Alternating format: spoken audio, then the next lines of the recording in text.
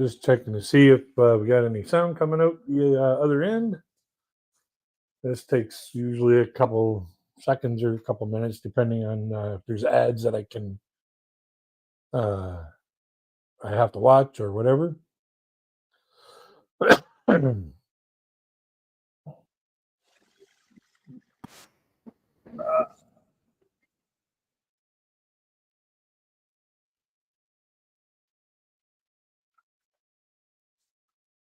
Oh,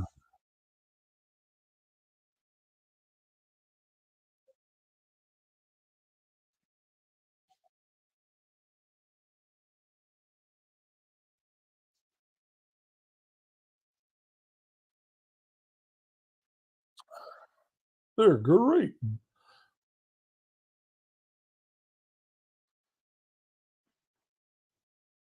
Okay, we have sound. So what I'm going to do is start this off the right way. Ladies, gentlemen, pronouns, lend me your ears. Crazy Kid back for another live stream, another Monday night live stream. Oh, what a week this has been. I tell you, you don't know how hard it is when you're doing a Christmas special a month and a half in advance and you're wearing an ugly Christmas sweater, a Santa hat, and then you go to walk outside on your balcony to go have a cigarette. I cover all that stuff up. But just to let you guys know, I got almost half of the videos done for the Christmas specials. The 12 Days of Comedy Christmas, 12 Days of Classic Christmas. And I got the lineups all ready to go. I just got to, continue on buckling down and making the videos. I sent out a invitation for RJ to come on. I was talking to him earlier on his live stream, and he was like, "Hey, you want to get together tonight on your live stream?" I was like, "Sure, let's do it. Let's get her done." I'm just waiting for him to show up and come on up. So, other than that, got Alex Bowman got knocked out of the playoffs due to a post-race inspection penalty. Apparently, he was 17 pounds light. So he got booted out of the playoffs for that penalty. He lost a bunch of points, and it wasn't enough to keep him in the playoffs. And then Joey Logano came in to fill the spot, and then went on to win the race at Las Vegas. So congratulations, Joey Logano, for punching your ticket to the Final Four. It's always enjoyable watching the post-race interviews with Joey Logano. He's always so happy. Doesn't matter if he wins, crashes, wrecks. Doesn't matter if he comes in last, first, third. Doesn't matter where he finishes off. He's always happy, and that's what I really respect about him. Is he shows the light-hearted part of the sport, and how personally blessed he feels about being in that position. And those are the kind of drivers that I personally, enjoy watching and support. But yeah, it was an interesting race. Like, there were some wild wrecks and some really big mistakes by really early in the race, and a lot of the playoff drivers were affected by it. So aside from that, the glasses came in. Took a week and 2 days to get these glasses in. I'm going to be doing the required videos for it to get the partnership, the collaboration going. So this way here, I could fulfill my end of the deal and then continue promoting your product on my channel. And I got to do the live or the unboxing video. It's got to be a surprise kind of thing. So I got to do, do the surprise reaction for that. So that's why I'm not opening them up just yet. What I might do, what I'm considering doing is when I do that, I'll probably do another live stream just to, like show you guys immediately what they're like, and also use those use clips of that live stream for doing doing the videos, and then just send the videos in, say, do you approve these, do you want me to make changes.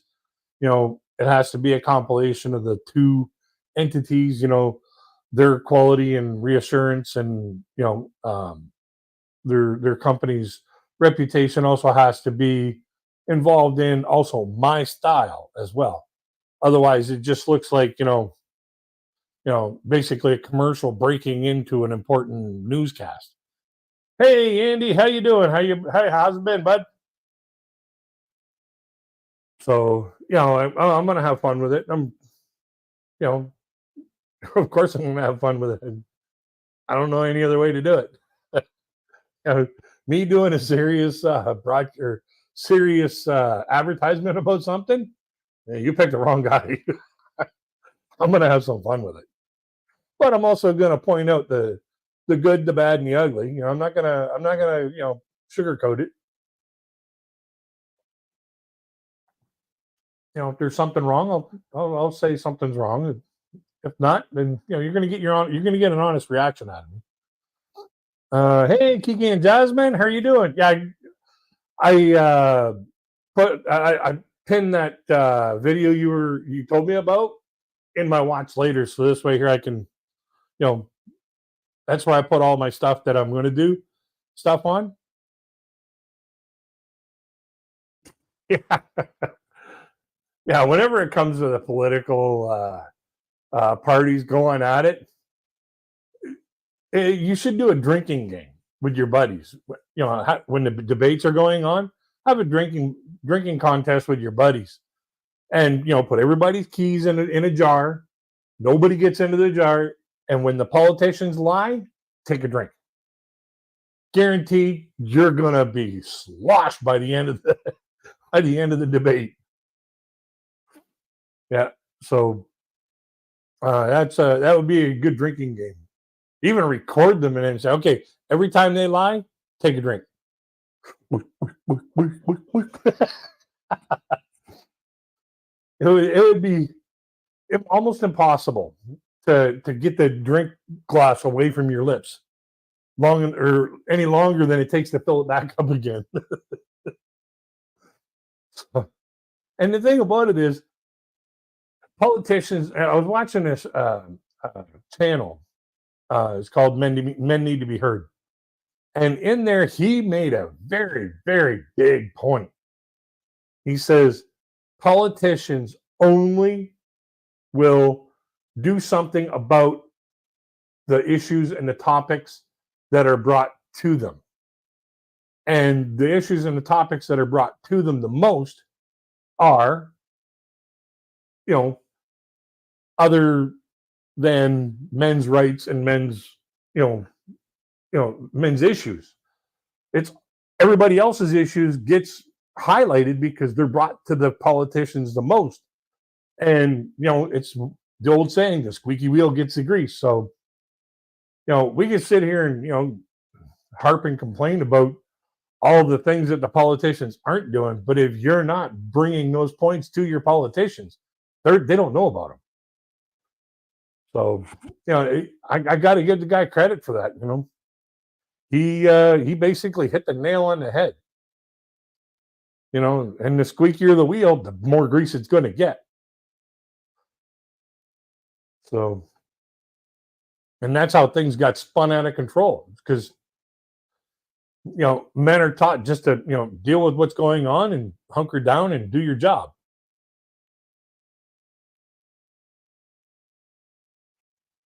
But yeah, I got some real fun ones this year for Christmas. Some of them I couldn't stop laughing while I was doing the video. Hello, Nicole. How are you doing? Nicole, I got a beef to a bone to pick with you. Are you trying to make me cry? Because those some of those videos that you requested for Christmas, holy hit me in the thumper. Jeez, those are emotional songs. Yeah, some of them I was like, oh my god. But I'm gonna pull through it. I'm gonna do what I can. I'm gonna do what I can for you. But I think you're trying to make me cry. But yeah, it's been an interesting week. Like we've had like days that were so cold and I was so locked up you couldn't push a pin in my butt with a jackhammer. And then the last few days, oh, it's been so warm out. I've been walking outside with shorts. So yeah, we're getting into that zipper weather pattern again. Where some days it's like cold, and other days it's like, oh yeah, this is all right. And that's when my back starts lighting up. Yeah, like I said, some days I know it's going to get like colder and colder and colder, and as it's dropping in temperature and occasionally peaking up. Oh yeah, my back it gets so tight you couldn't push a pin in my butt with a jackhammer. So it's just one of those things. I got that's one of the things I got to deal with. That and the problem with my eyes and migraines and seizures and the list goes on. When people ask me, like, what do you want Santa to bring you for Christmas? A cure to all these problems. And if I didn't have a sense of humor about it, I'd probably be in a nut house. So at least I can poke fun at it myself. Yeah, I've been keeping an eye on my watch hours. Uh, Not trying to make you cry on purpose. There are just some songs I've always thought were sad but pretty. Yeah, like Christmas Shoes. Yeah, I watched that movie, and that was an incredible movie. If you ever get a chance, it had Rob Lowe. I can't remember who played the mother, but Rob Lowe was the major star in that, and it was a fantastic movie. Christmas Carol, I've heard that before. I just didn't know who sang it, and yeah, that one there just hit me in the thumper. I was like, oh man, you trying to make me cry or what? You trying to get me to tear up on camera? But they are very, very emotional and very powerful songs. I will agree with that. Um, and it also makes you think about the importance of outward thinking. Kimberly Williams Paisley, Brad Paisley's wife. That is so interesting. But it reminds you to remain outward thinking when it comes to the festive holidays. You know, like we we spend our lives trying to build up success for ourselves, to make ourselves feel better. But then at Christmas time, you know, it's like, think of others first. And to me, that's what the whole Christmas holiday is all about is outward thinking. Think of other people, people that maybe not as well off as you are or as, somebody else is. At least, give them a thought. Uh Expat YouTubers need to start acting responsibly in regards to the American that got kidnapped. That is a very dangerous place in the Philippines. A no-go zone even for Filipino people. Yeah, whereabouts was that in the Philippines? Was that in Mindanao, like the Mindanao, South Mindanao area?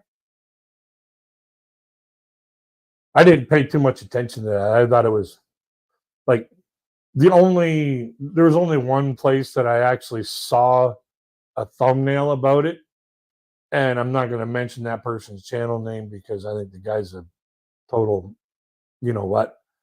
But you know, I was just thinking, maybe he's just, bragging about, how things, how horrible things can be in the Philippines.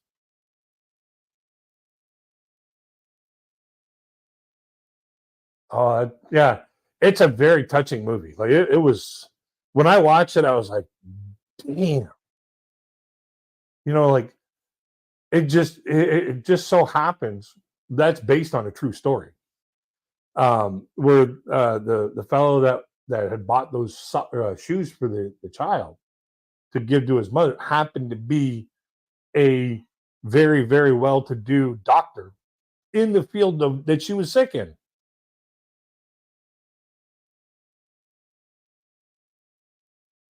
Zamboanga. Okay, yeah, yeah. It's I figured it had to be somewhere close there. There's a lot of I've heard from other YouTubers that there's a lot of dangerous activity in those areas, and yeah, and if I was ever to go to the Philippines, that'd be, you know, the one place on the list that would be like, oh hell no, I ain't going there.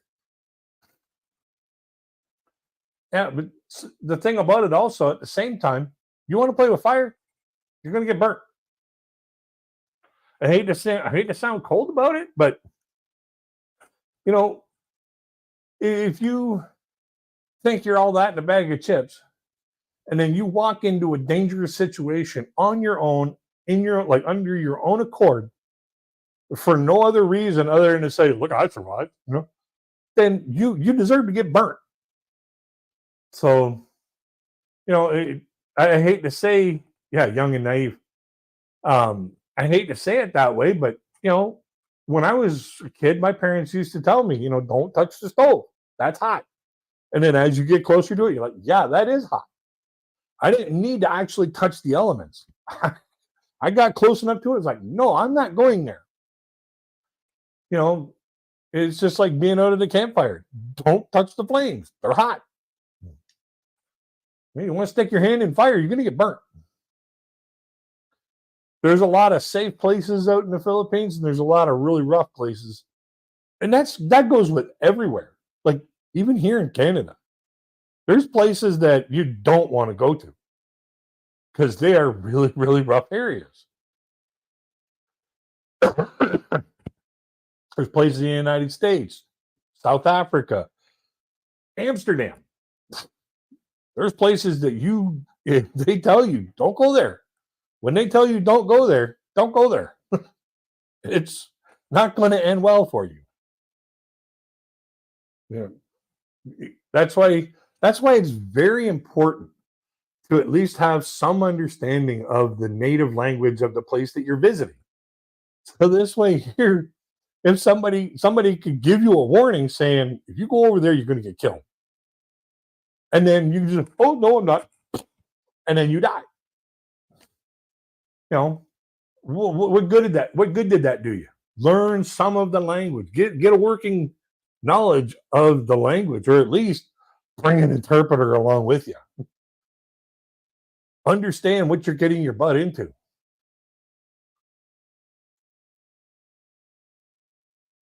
Not to mention, there's all kinds of like taxi, Uber, Lyft scams that are going on out there, like transit scams, where they say, like, oh, your Uber driver just took off. Come and take mine. I'll give it to you for a discount. Yeah, bull. So there's all kinds of those situations where you could run into, like, you could blindly run into a potentially dangerous situation with being naive about where you're at. That's why I've always said make sure you have at least a working understanding of some of the language. Like, I'm not saying be fluent, I'm just saying,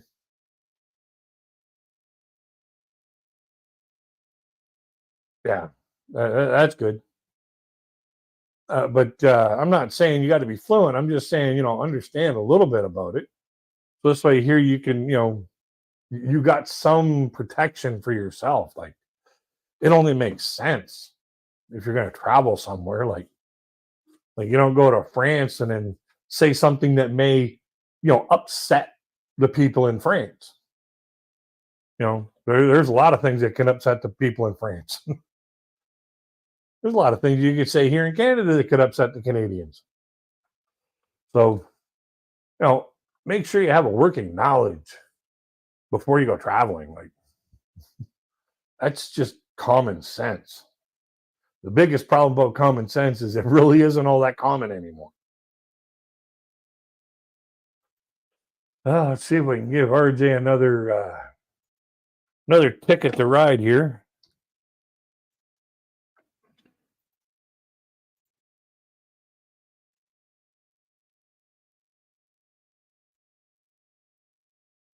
Yeah, even if he was married there, like he's got an interpreter.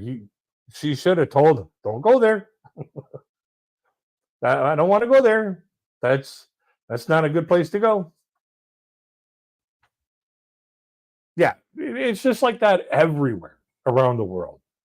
You're going to find places in South Africa, for example. Yeah, my favorite saying is common sense really ain't all that common anymore. But you're going to find beautiful places, beautiful scenery in South Africa. But if you can't understand, like get a conversation going with a person to take you there, they could drop you off in the middle of the desert. Or drop you off, in the middle of some place where, they just, have fun killing tourists. That's just the way things are. And I totally promote the idea of having a working knowledge of the language, so that you can actually get around and keep your butt safe. Like that's just common sense, really. But this isn't a travel channel. But I just I wonder when one of my favorite creators is going to say something about that. Probably never, um, but then again, who knows? Uh, that creator has you know has an interesting perspective of being able to tell exactly what's going on. Doesn't matter if it's good, bad, or ugly. If it's all sunshine, unicorns, or all the roses or all the thorns on the rose stems, you know, you're gonna tell it like it is. So, but yeah, like, and don't go to another country expecting them to bow down to your previous country's, or your home country's culture. That's just totally wrong. That's just a total wrong reason to go traveling.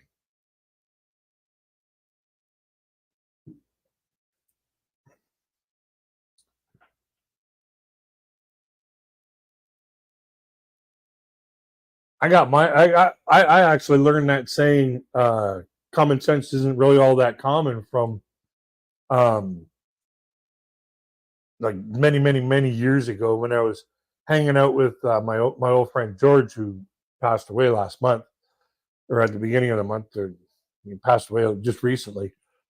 Um, he introduced me to a bunch of very wealthy business owners, and when they said that, I was like, you know what? Point there. There's no more common sense term for, like, you can't get more common sense than the fact that common sense isn't all that common anymore. You walk down the street 10 minutes, you're going to find somebody who isn't using common sense. And that's a guarantee. And it don't matter where you're at. Like you could be Canada, United States, UK, Brit, Berlin. You could be anywhere in the world, and you're going to find somebody within 10 minutes that isn't using common sense.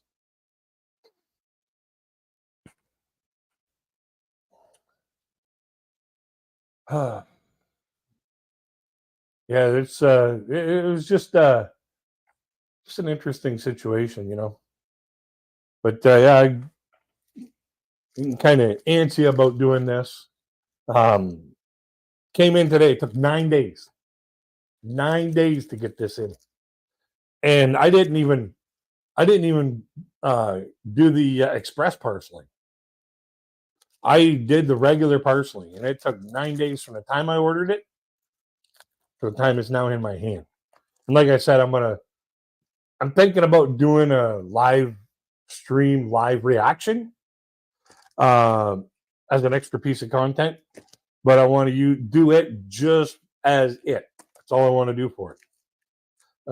I had plans on having RJ up today because, like I said before, you know, I seen him on his live stream and he had a very, very interesting uh, discussion about how his live stream was. It was called "Blind is Not Broken," and I thought that, wow, that's an inspirational idea. You know, like blind is not broken.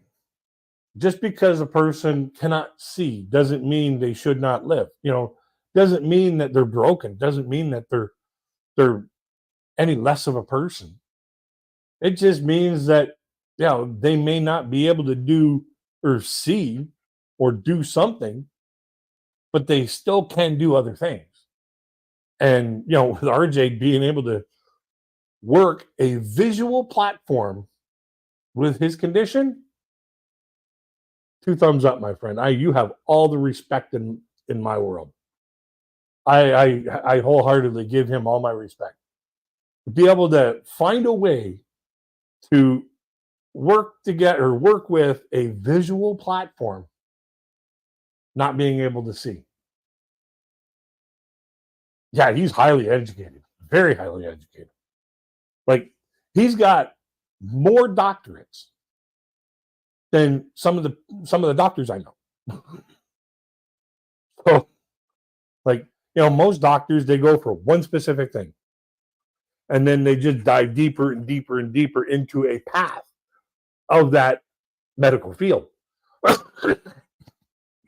And they get, you know, all of a sudden, you know, like you'll get an optometrist who goes into an ophthalmologist, who goes into like a cataract specialist or a laser surgery specialist, or a, you know, along the way they pick up all these extra little, you know, doctorates and letters behind your name. RJ, he's got like, I think, three or four. Like, you know, almost to the point where, you know, like it's like, you know, he didn't find anything better to do with his life, so he just sat there and, you know, got his vocal reader out and did all the tests. You know, he's a very, very well educated man.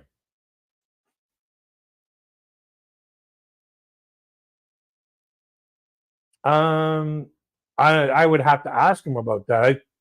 I thought he had already started that and was like either almost at the end of it or already done it. I I don't want to, you know, say one way or the other, but I do know that he was interested in doing that, or he had interest in that. So yeah, it's he's nonstop learning. Like the guy's 46 years old and he's nonstop learning.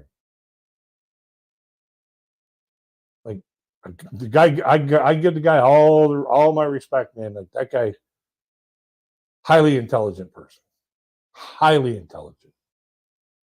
Like he's got or doctorate in theology.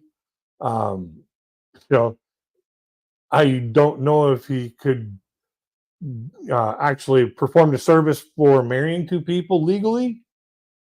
Possibly, I'd have to ask him.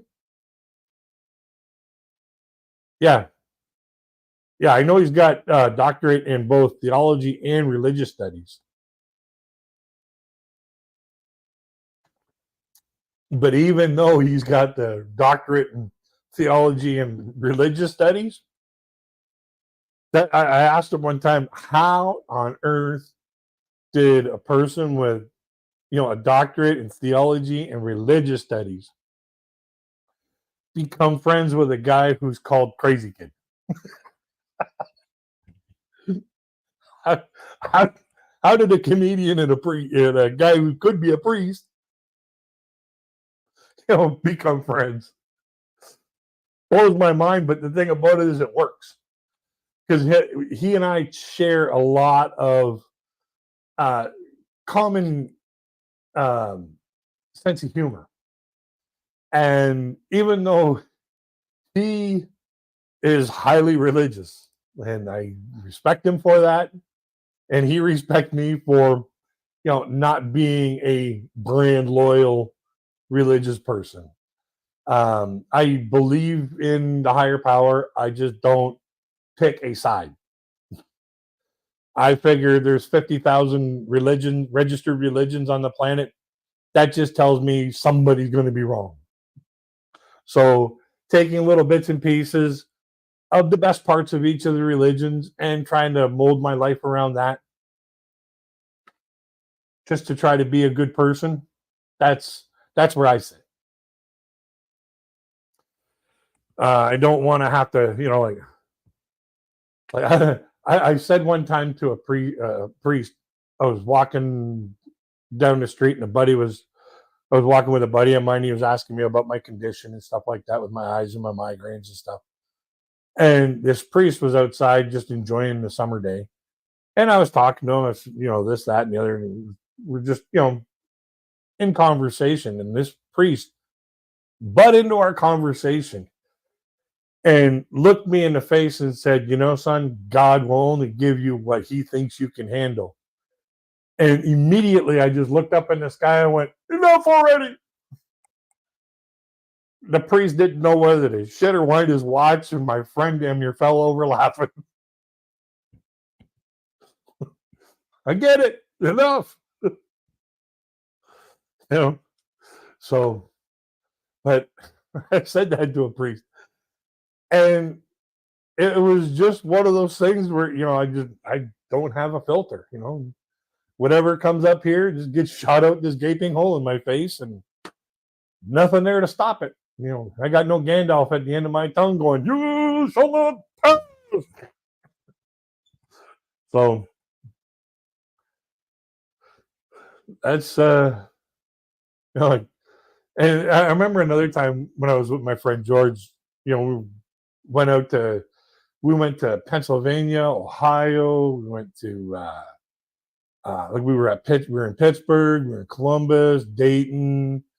We went to a bunch of shows together, and some of the shows that have a Sunday service. And we were leaving right from the Sunday service. And I'm like, he goes, don't worry, it's a non-denominational service.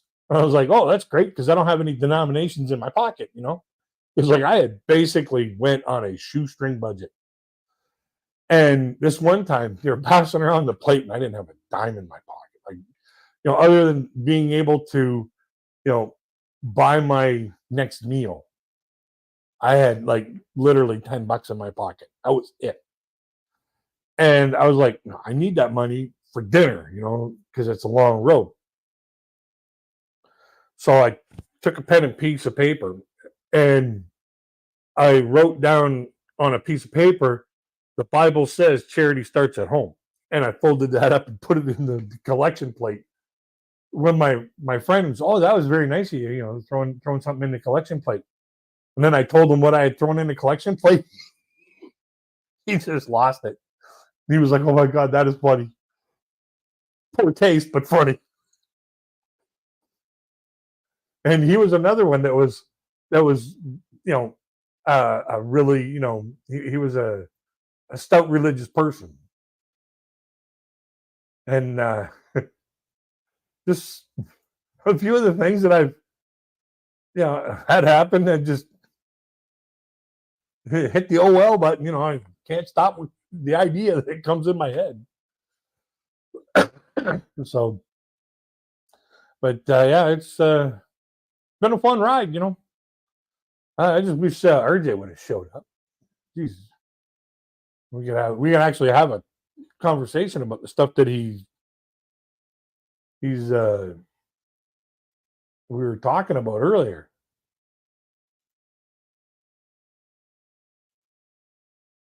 I told him I'd give him a shout around 7:30, close to 8 o'clock, but huh, I think he needs to find his computer or something. I know last week he said that just literally, like as I was closing down, he was finding my stream. So, but yeah. Other than that, let's see here. Oh, I've been watching the analytics, and I knew this was going to happen. Because this time last year I was doing a whole lot of Fourth Impact stuff, and my views just exploded, like literally overnight, just boom. And the watch time was huge. So I knew that those watch hours were gonna my watch hours were gonna take a hit. And taking a hit, but hopefully they'll level out, come the new year. I'm kind of hoping that they stay above the 4,000 level. So this way here, keep the monetization going. But yeah, it's just uh, try to put out the good videos and stuff like that. Try to put out good videos. What I've got. But you guys, tell me what you want to see. Tell me band the song. But understand this. I'm going to watch the video first. I'm going to make sure that it's something that I want to promote on my channel. Because if I don't want to promote something because it's got, coarse, like a lot of coarse language, or a lot of, or if it's got, racial slurs in it, or violence, like huge violence, I'm not promoting those songs. I'll hit the oh no button on them. Songs that have good meaning, fun to listen to. Let me know. Find a comment in the channel, or a comment on the video, and put it in there. Just let me know, and I'll see what I can do for you. Like in my watch later list, I've got like Shania Twain, some Leanne Rhymes. I got Itsy Bitsy Teeny Weeny Yellow Polka Dot Bikini. I've got some oldies. I got some rock and roll. I got some Warrant. I got some.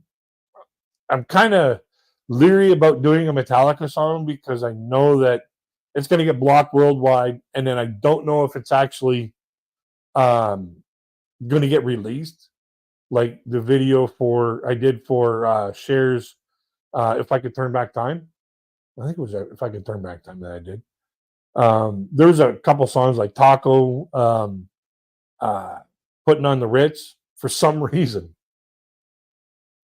some ungodly reason, there's videos that the copyright holders are like, no, no, no, no, no, no.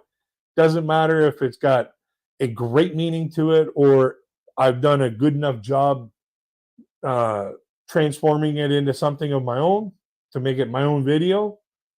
It doesn't matter. They just hit the no button. And those are the songs that I just can't deal with.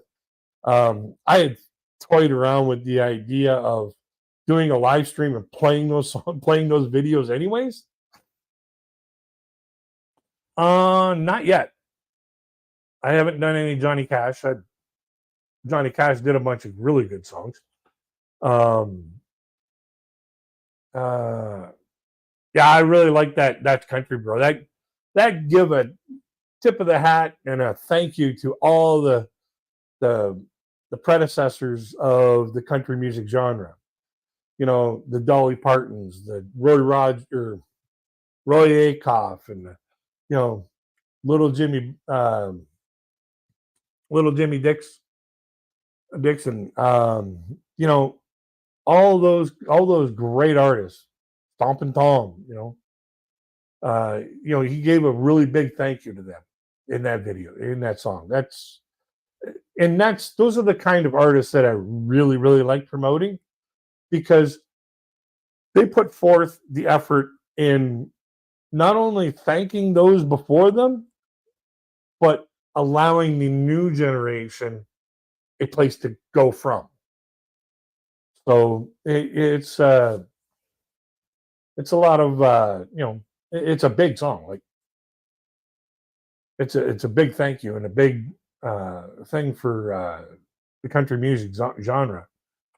Yeah, as far as Johnny Cash, yeah, there's a lot of songs that he's got, like Ring of Fire. Oh, jeez, I had about 10 of them on my mind, and they're all jumbled together. But yeah, it's Ring of Fire always comes to mind when I think Johnny Carson or Johnny Cash. Um, but yeah, Folsom Prison Blues, Boy Named Sue. that was always one of my favorite songs from Johnny Cash. Boy Named Sue. I might do that one. Walk the Line was another. Yeah, I watched the movie. That was a good movie.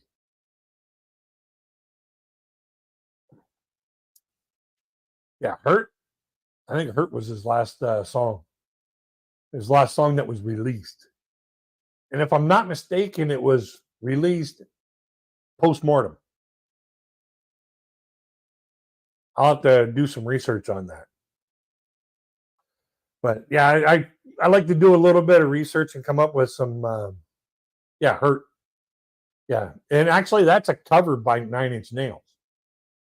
And when he put the idea towards Nine Inch Nails to do the cover version, they were like, I don't know how that's going to work. And he put that version out, and Nine Inch Nails loved it. They just loved it. They were like, that put a lot of emotion into that song. Yeah, I believe it was post mortem that he was released. Funny thing about Johnny Cash is my parents they used to travel a lot. Not like like occasionally during the year, but every now and then they plan a trip. Like for a while they were going to the Longest Yard Sale for another little while.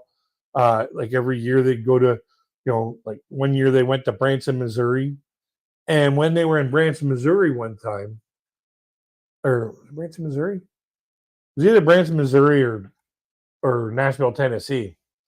They went into this diner, and there was all these pictures along the wall, and my parents' traveling companion were like, "Who's that?" And my mom would go, "That's this person." And then basically every single person on that list or on that wall, my mom would spit out their name.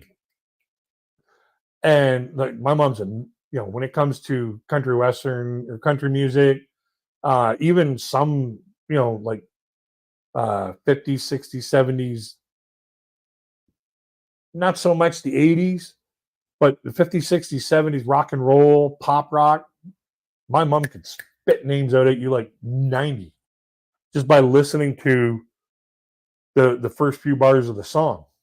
Like she's a music aficionado. And that's probably where I get it from too. But there was one name, one person that she couldn't name. And she's like, I don't know.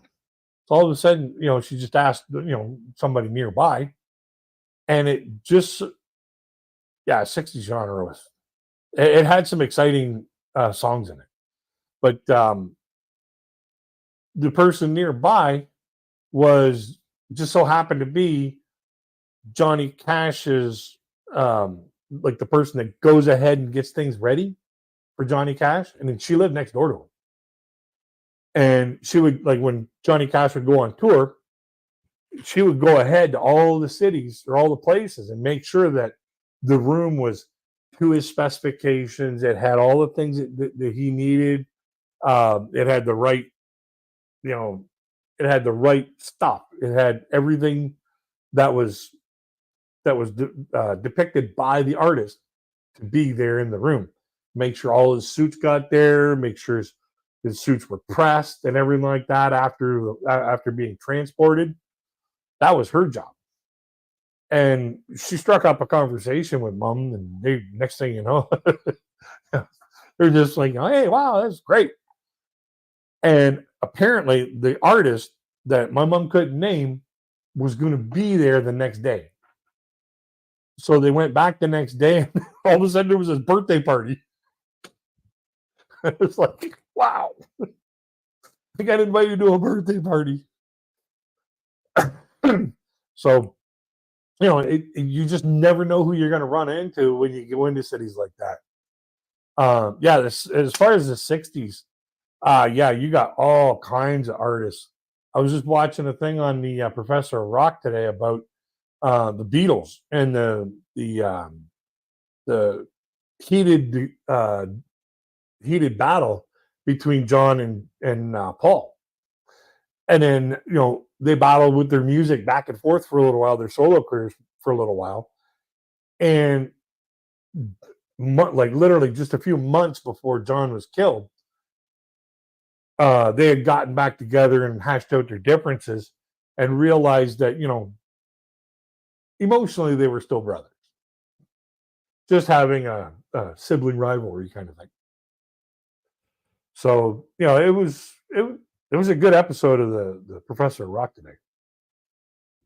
But you got bands like, BTO and, Bachman Turner Overdrive. You got, up and comers like Neil Young, Crosby, Stills and Nash and Neil Young. Like you got all those bands that did all those protest songs. Like there was a lot of protest songs in the late '60s to the mid '70s, and mostly around the Vietnam War, or I should say the Vietnam conflict. But yeah, it was there was a lot of protest songs, a lot of songs that you would think were protest songs, but they weren't, and songs that you didn't think that they were protest songs, but they were. So there was all kinds of that, that going on.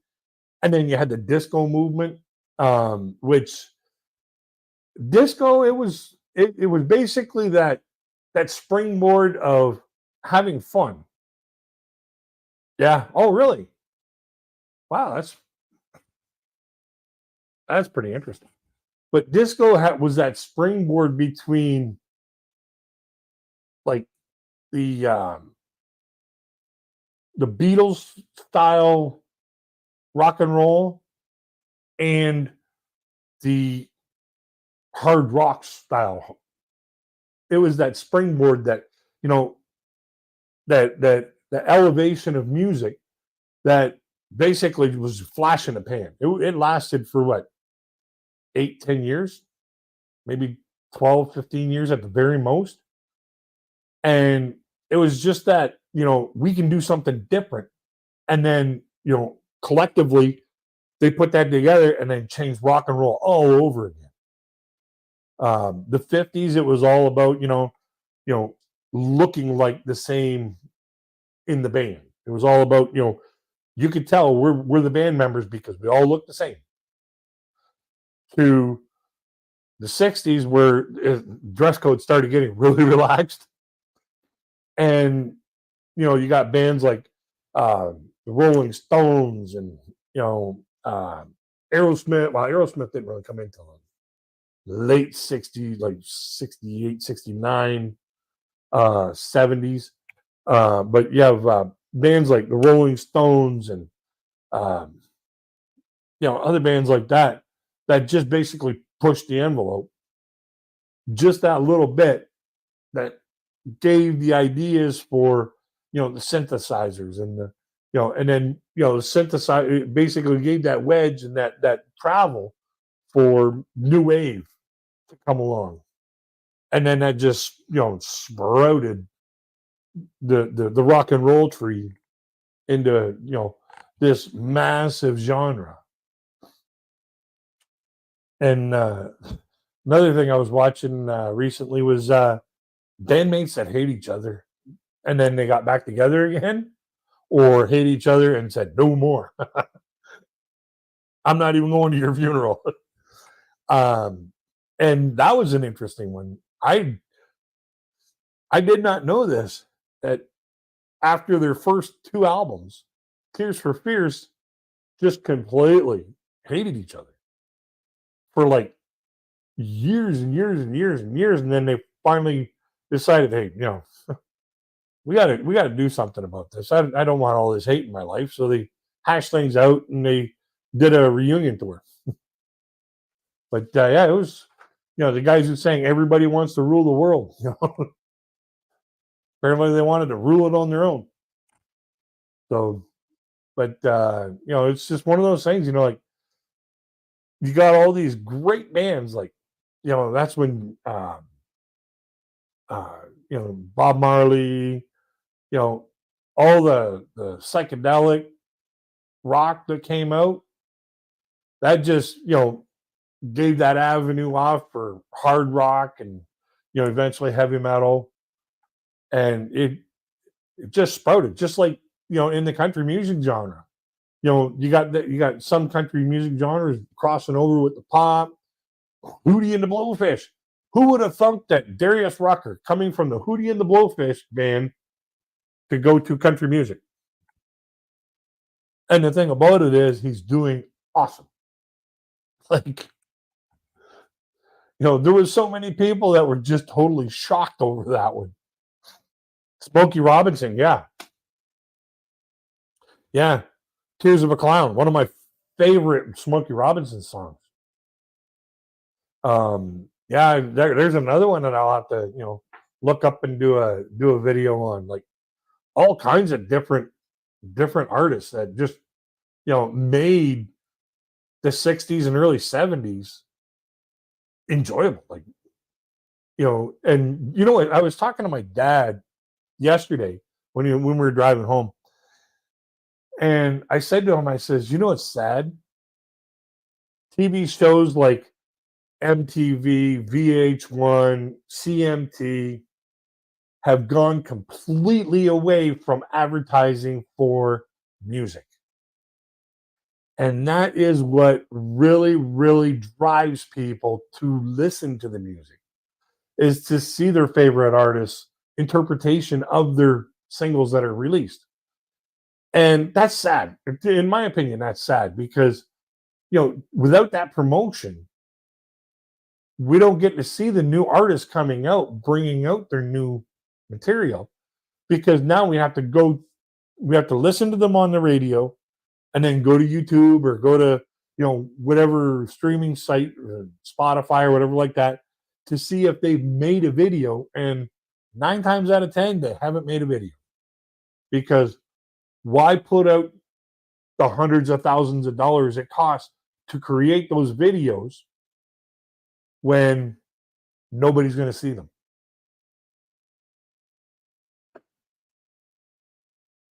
Just like some bands or artists sing you think are great artists, hated but recorded anyways.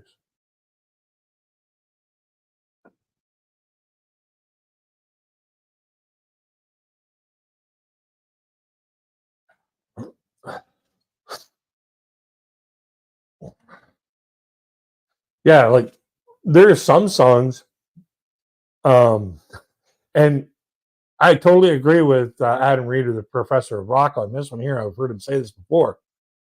There's some songs that came out back in the 70s and 80s, and they sounded great, but you didn't know what they were about. And then years later, now that we're an adult, and you actually sit down and you actually listen and read the words to it, it's like, Like there was one song they call it mellow, or they call me Mellow Yellow, or they call it Mellow Yellow. The Mellow Yellow song. You would not believe what that song's all about. It is. I'll have to do a video on it, but it is surprising what the hidden meaning that song is all about. When I heard about it, I was like, "Oh my god!" And here's all these young people singing it, not knowing what it is. Thing is, oh, it's the pop, it's the soda. Nope, it's the feeling of the sun coming down. Nope, it has nothing to do with that. It's got a more rude awakening to it than that. But there was all kinds of songs back then that had those hidden innuendos that really, when you find out about them, you're like, so, his, yeah, yeah, yeah, Barbie Girl song, another perfect example. I'll have to do some more research on that. But when I first heard that song, I was like, whatever. You're talking about being a plastic doll and fun to play with. So, I'll have to do a little bit more research on what the artists actually were, what their mindset was when they were singing or when they were writing that song. But songs like that theme song to the Arthur movies, um, between the Moon and New York City. When I found out about how they came up with that lyric, I was like, that is so cool. You know, being stuck in an airplane in landing format, waiting to land, and you look out one window, oh, there's New York City. Look out the other window, oh, the moon. I'm stuck between the moon and New York City. And all of a sudden the song comes out. Like sometimes, finding that golden nugget just, it just makes the whole day, makes the whole song. And, and then you just kind of write around it and then boom, there you go. But yeah, it just goes to show you that, sometimes the strangest things come around and trigger greatness. And it's just like that with pretty much anything, you could be walking down the street. Yeah. It wasn't just the first single of Runaway. There was a couple other songs that, because he was, like,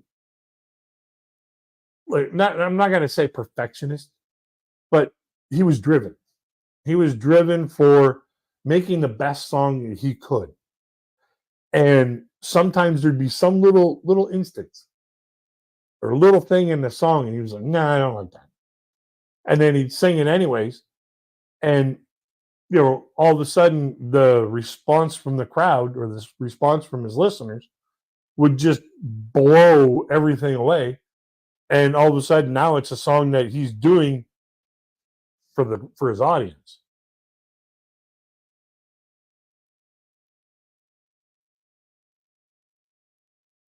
Wow, that would be fantastic to see that. I saw Bobby Goldsboro when I was a little boy. Like, I was probably 7 or 8 when I saw him. I saw Doctor Hook probably 4 or 5 times. Doctor Hook and the Medicine Show. I've seen them 4 or 5 times.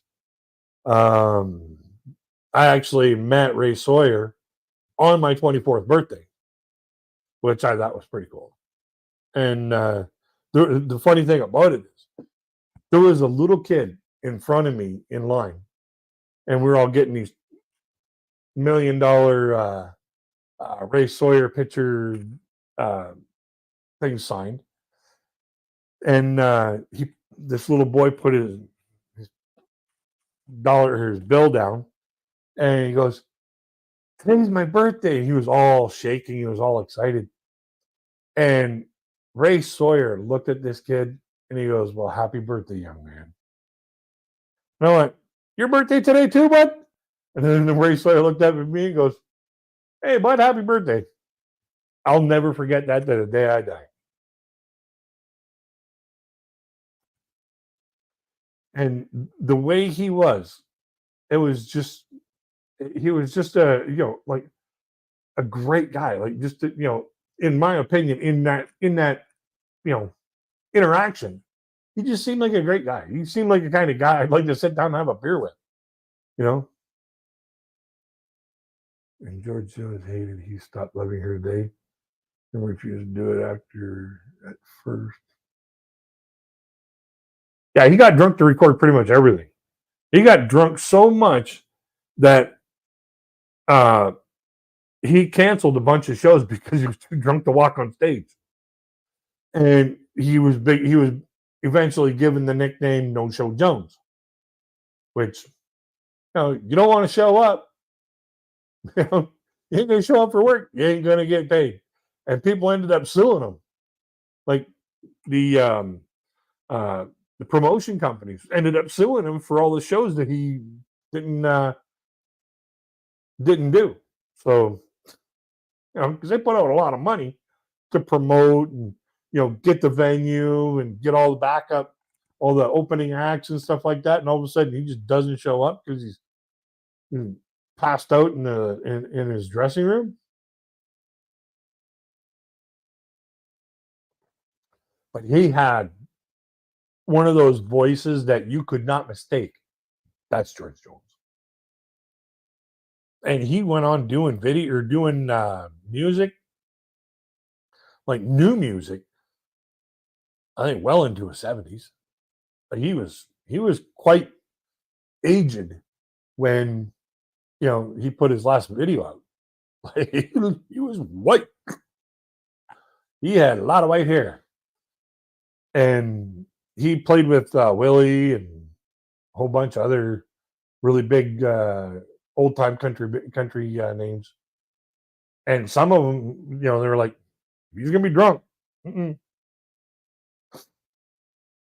But uh,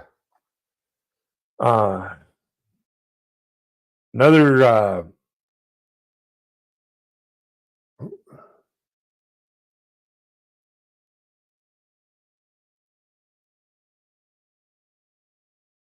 yeah, and that's where that song by uh, Vince Gill came from. Give me one more last chance. Um, when he heard about that, he wrote all that out, and George Jones is actually in the video. I'll have to do a video on that one. It's a funny song. It's funny. But yeah, it was done by Vince Gill. Vince Gill, another really great artist. Like, he actually had a chance of being a professional golfer or a professional country music artist. Thank you for choosing country music. The guy has an amazing voice. He's an amazing talent, and he's done some. Yeah, um, he, he's done some very very touching songs and some very very meaningful songs. And it's just one of those things where like he played scratch golf when he was um entering into the country music genre and the country music business. He played golf in the daytime and clubs in the nighttime, and you know he was playing scratch golf, which means like par or below. So I used to try to play golf. I'm not going to say I played golf. I used to try to play golf. It ended up being more like fuck, but where you just go, wow.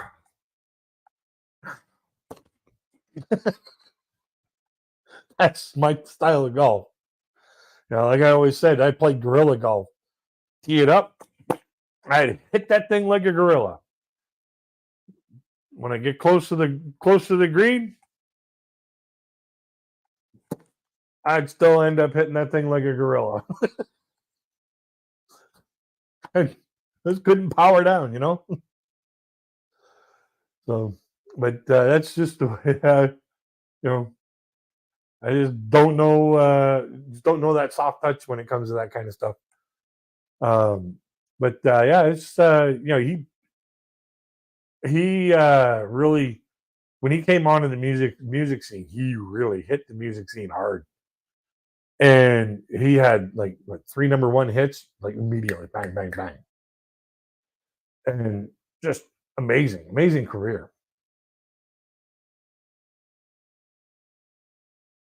Yeah, I'm not great either. Like now, I can't play it because my shoulder's all messed up. But I'd probably win. By the time I get to about the fourth hole, I'd probably be looking at doctor, doctor, give me the news. But yeah, I play more goofy golf.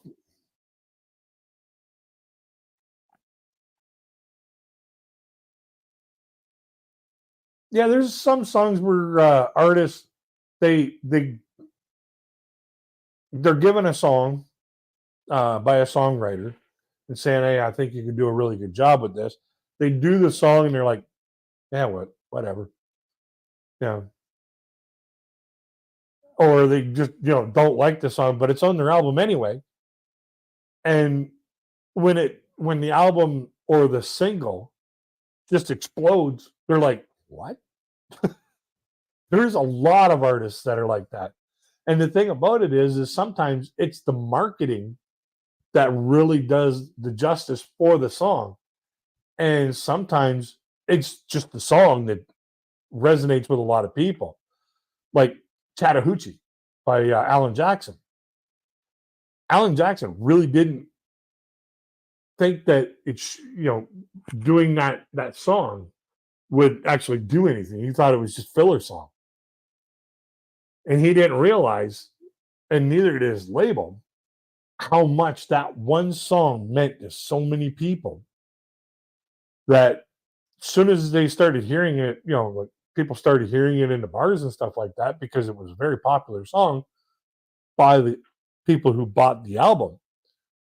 They start asking for it in the bars, and then all of a sudden the bars start saying, "Hey, you got to play this on the radio." And the music producers are like, "What? Okay, so let's release it."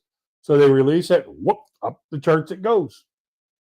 There's a lot of songs that are like that. There's a lot of songs that shock the uh, producers of the albums, the management team of the albums. They're like, "No, you got to push this song. You got to push this song. Make this song a single." And the artists are like, "Hello, Wayne, how you doing?" And the artists are like, "No, we want it. We want this song as a single. We really believe in this song. We want this song as a single." And even though that the promoters are like, "Well, I don't think so," they put it out and prove the promoters wrong. And sometimes it's the other way around, where the artist like, don't put that out, and the management team puts it out anyways, and then it just soars.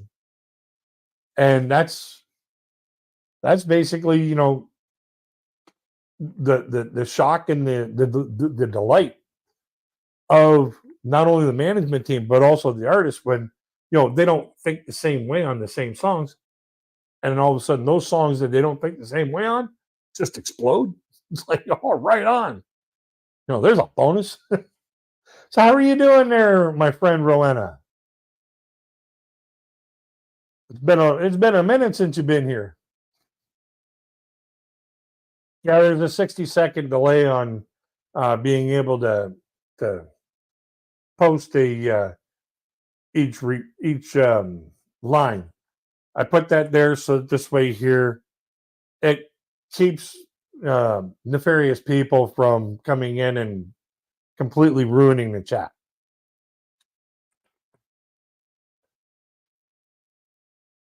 Yeah, it's been a minute since we've been on the opposite, or been on the other side, or been a minute since you've been on that side of the fence.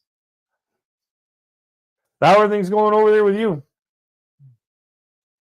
I should actually think about. I was actually thinking about closing this thing down soon. It doesn't seem like RJ's gonna got the notification, so you know, we'll have another time where we have a ticket where I give him a ticket to ride and he shows up, and we have some fun. So, but